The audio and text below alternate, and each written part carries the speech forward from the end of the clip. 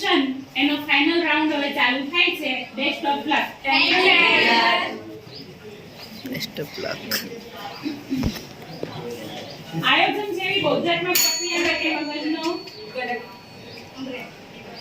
કયો ભાગ જવાબદાર છે? નિમ્નખંડ. ના, એક જ જવાબ આવ્યો. વ્યક્તિગત ભિન્નતાના આધારે બુદ્ધિની વ્યાખ્યા આપવાનો સૌપ્રથમ પ્રયાસ કોણે કર્યો? અનઅભિસંધિત પ્રતિક્રિયા એટલે શું? જે અનઅભિસંધિત પ્રતિક્રિયામાં વ્યક્તિ ના મૂળ પરિસ્થિતિમાં થયેલી હોય છે અને જે શીખાયેલી નથી તેને અનઅભિસંધિત પ્રક્રિયા. ઓકે, પ્રબલન એટલે શું? જે શીખેલી છે અને શીખાયેલી પ્રક્રિયાને દ્રઢ કે બળવાન બનાવવા. પછી કારક અભિસંધાનમાં વિલોપનની ક્રિયા ક્યારે જોવા મળે છે? કારક અભિસંધાનમાં વિલોપનની પ્રક્રિયા જ્યારે પ્રબલન આપવાનું બંધ થઈ જાય છે ત્યારે વિલોપનની ક્રિયા. પછી જે ઉદ્દીપક માટે પ્રાણી અનઅભિસંધિત પ્રતિક્રિયા જેવી પ્રતિક્રિયા આપે તે ઉદ્દીપકને શું કહેવાય?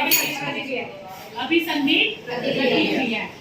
કોઈ પણ પ્રકારના ઔપચારિક શિક્ષણ વગર જન્મજાત ક્રિયાઓને કેવું વર્તન કહેવાય છે? સાહજિક વર્તન. આ લોકોનો સેટ હોય. પછી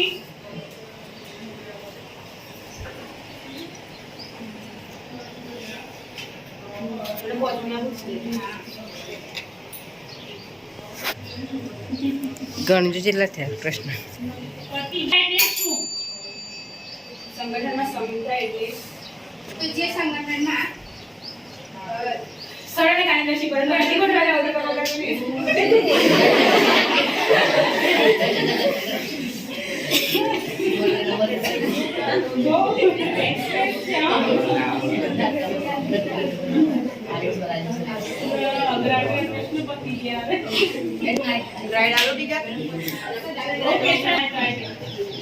દ્રષ્ટિકોણને આધારે બુદ્ધિગત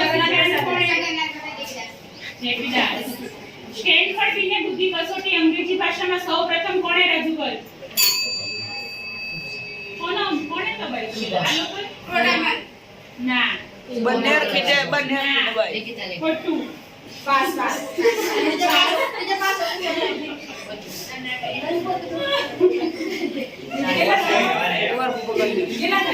સમુદાયમાં બુદ્ધિલબ્ધિના વર્ગીકરણના આલેખને કયા નામથી? સામાન્ય સંબંધ. Very good. પછી આરપીએમ નું પૂરું નામ?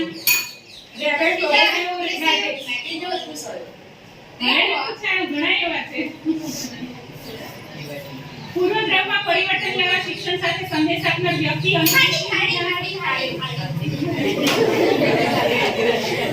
ચલો કે જો કેટલા છે? મનોવલણ પરિવર્તનની રીતો જૂથ ચર્ચા પચાર પછી કાયદાઓ અને મનોવલણની દિશા કેવા પ્રકારની હોય છે?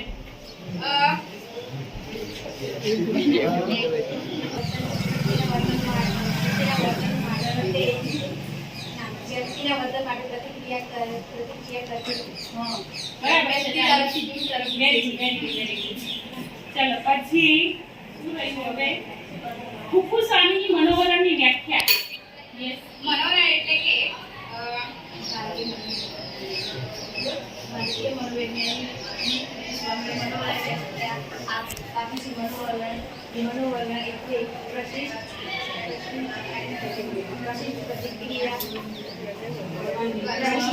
વસ્તુ વ્યક્તિ પ્રતિક્રિયા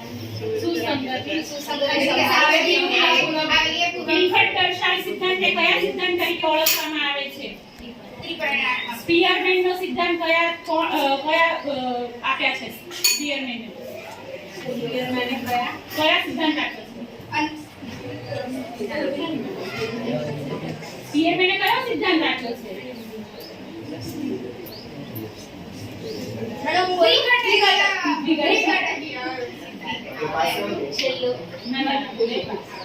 છેલ્લે એક જ કેટલા થયા? હે? બુદ્ધિ અંગેનો દ્વિઘટક સિદ્ધાંત કોણે રજૂ કર્યો? આ તો બસ બોલો. કોઈ તમે ઘંટડી ના વગાડી. હવે પડી?